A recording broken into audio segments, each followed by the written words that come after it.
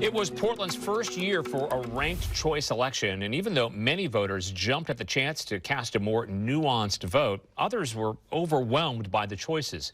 New data shows that a significant percentage of voters cast their ballots without voting in a couple of crucial elections. Fox 12's Carly Olson joins us now in studio with the details. Carly? Well, today I worked with the Fox 12 investigative team to study these numbers, and we found of all the ballots that have been tabulated to date, more than 1 in 5 Portlanders who cast a ballot did not vote for a city council candidate, and more than 1 in 10 did not vote in the mayoral race. Voters we spoke to had a variety of theories on why this could be, and we learned that for some, more choice can sometimes lead to no choice.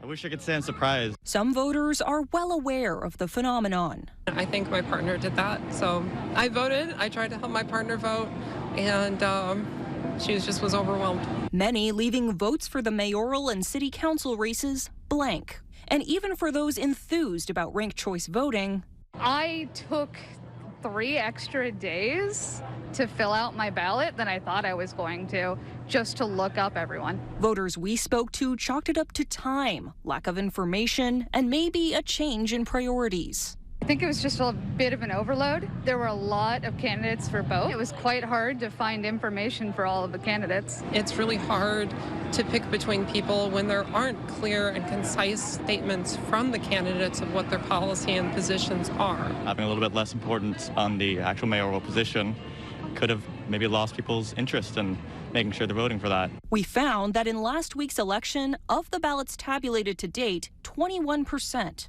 Or about 1 in 5 Portlanders who cast a ballot did not vote for any of the city council candidates. That's about 73,000 voters citywide. In the mayoral race, of the ballots tabulated to date, about 13%, or more than 1 in 10 voters who cast a ballot did not vote for any of the 19 candidates. That's compared to the 2020 election, when more than 90% of voters participated in both elections. It was the first year of a whole new system. Dr. Michelle Neese with DHM Research says it's a bit of an odd case, as U.S. cities that implement ranked choice voting don't normally see this large of a drop-off in voter participation. That suggests that it's not just ranked choice voting per se. It's a combination of multiple factors. I think the sheer number of candidates may have generally made it difficult to find coverage about all of them.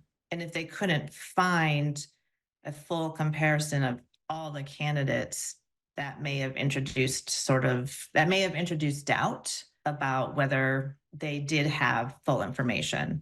And we also saw that there was higher uncertainty about ranked choice voting. It's too soon to say if this will affect Portland election numbers long term, but despite the challenges, voters we spoke with tell us they hope ranked choice is here to stay. I really appreciated having ranked choice. Takes some getting used to, but I think it's a great change, having more opportunity to get not just one person's name on the ballot. I reached out to the Multnomah County Elections Office. They tell me there are only a few thousand outstanding ballots left to process before the results are certified on December 2nd. They say they're making sure every ballot is counted accurately, and they plan to release a full analysis on voter engagement in about a month. Reporting live in studio, Carly Olson, Fox 12.